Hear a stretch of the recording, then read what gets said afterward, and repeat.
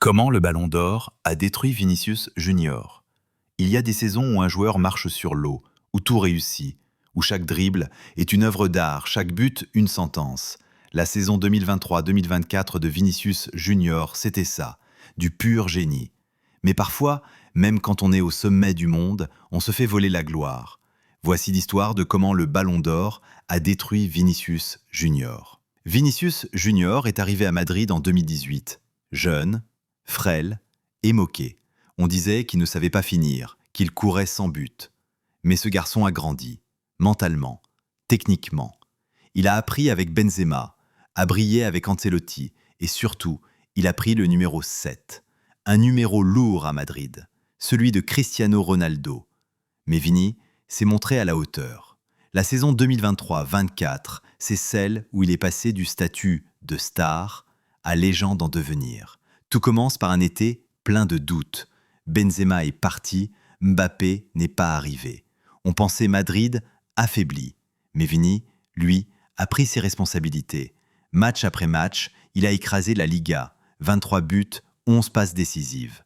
Et surtout, des prestations XXL dans les grands matchs. Mais c'est en Ligue des Champions qu'il a écrit sa légende.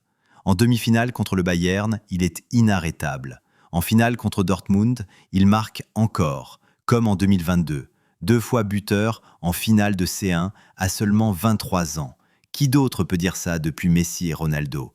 Et comme si ça ne suffisait pas, il remporte la Liga, la Supercoupe d'Espagne et surtout la Champions League. Avec ses statistiques, ses titres, ses buts importants, Vinicius était le grand favori pour le Ballon d'Or 2024.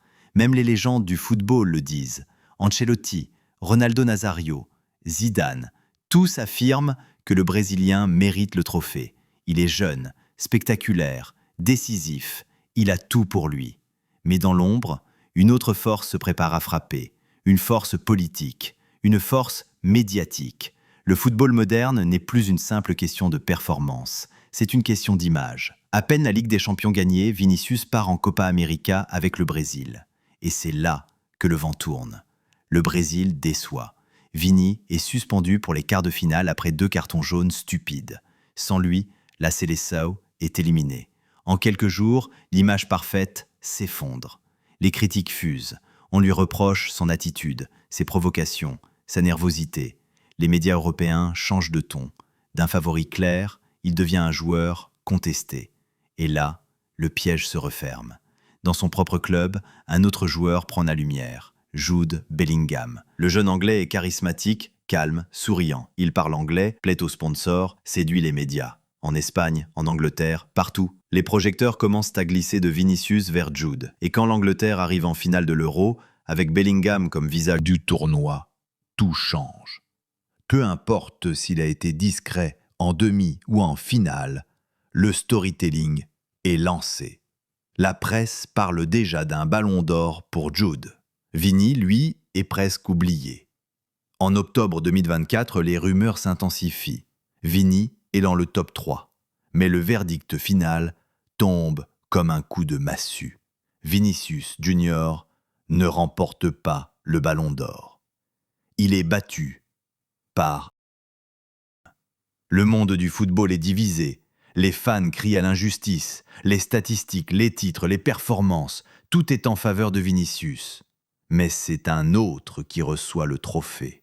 Pourquoi? Parce que le Ballon d'Or n'est plus un prix purement sportif. C'est une affaire de géopolitique, de popularité, d'image. Et sur ce terrain-là, avait l'avantage. Pour Vinicius, c'est un coup dur. Il l'a dit lui-même, il pensait l'avoir. Il en rêvait, il avait tout fait. Et pourtant, le football ne l'a pas récompensé. À partir de ce moment, quelque chose se brise. Certains proches disent qu'il est devenu plus méfiant, moins joyeux, comme si ce Ballon d'Or perdu avait cassé quelque chose en lui.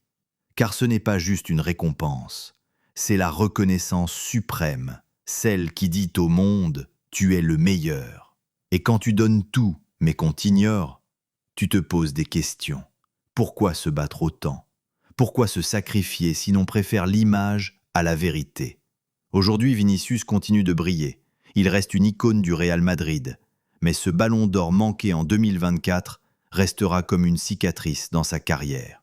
Il aurait pu marquer l'histoire en devenant le premier Brésilien depuis Kaká à gagner ce trophée. Il aurait pu rendre hommage à son peuple, à ses racines, à ses combats contre le racisme. Mais il n'a eu qu'un sourire forcé, une poignée de main froide et un fauteuil vide sur scène.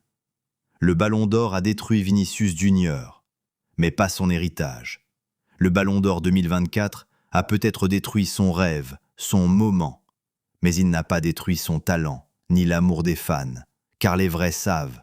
Vinícius Junior n'avait peut-être pas le trophée,